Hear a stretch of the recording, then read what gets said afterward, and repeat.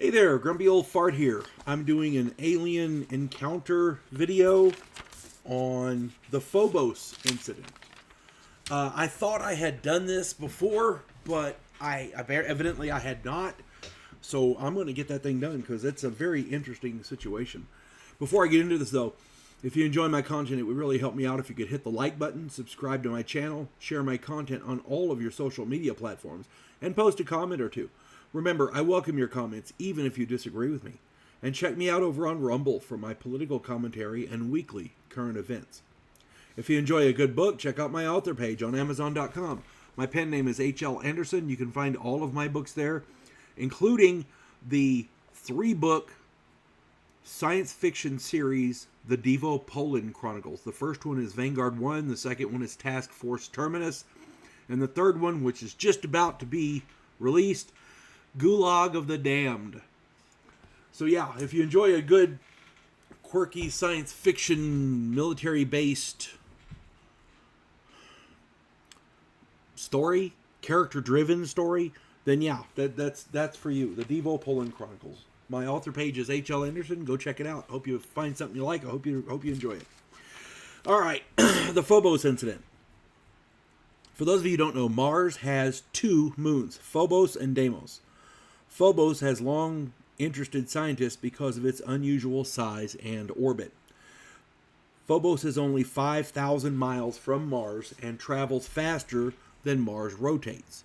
Because of this, it has led many to suspect that Phobos is hollow like our moon. Phobos is only 14 miles across. That is a tiny, tiny little potato-shaped thing. There is a huge crater on Phobos that is perfectly circular. It is theorized that it is the entrance to the inner area of the moon. Many people think that's where, if there was a living, sentient, living area, that would be where it would be. If there's aliens there, that's where they'd be, is inside. Near the crater is the Phobos monolith. The monolith is 90 meters tall, 85 meters wide, and it is almost perfectly rectangular. Now, there are many grooves circling Phobos. These are uniform and parallel. They're 700 to 1,000 feet wide and 75 to 90 feet deep.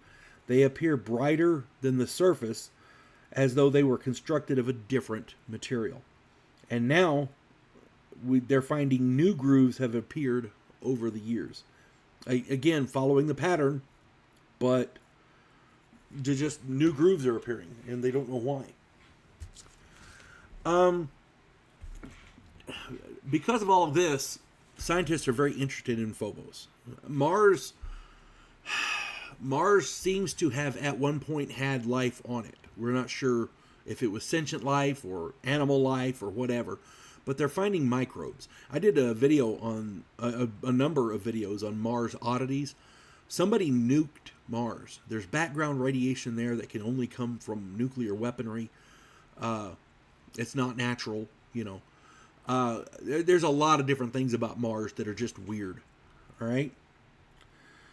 So, in 1988, Russia launched 2 probes to Phobos.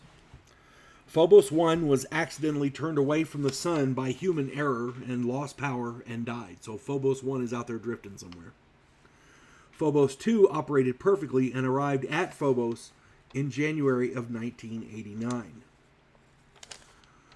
This whole thing, I forgot to mention, I'm sorry, this whole thing was a joint program with 15 different nations, including France and the United States. So Russia wasn't doing this alone. America has a stake in this. Phobos 2, while it was there, it took a great many photos, both optical and infrared, and transmitted them back to Earth. What appeared to be an underground city on Mars was found with infrared cameras. It's 60 kilometers wide, 60 kilometers wide. And it's organized in what looks like city blocks and stuff. It's crazy. On March 3rd, Phobos 2 sent infrared and optical photos to Earth showing a massive elliptical shadow on Mars. An analysis showed that the object casting the shadow was in an orbit above Phobos 2, which was at 6,000 kilometers above Phobos. So Phobos 2 was orbiting Phobos, and it was at 6,000 kilometers above Phobos. It was taking photos of Mars and Phobos. It picked up a shadow on Mars, and this shadow was cast by something that was in orbit above Phobos 2.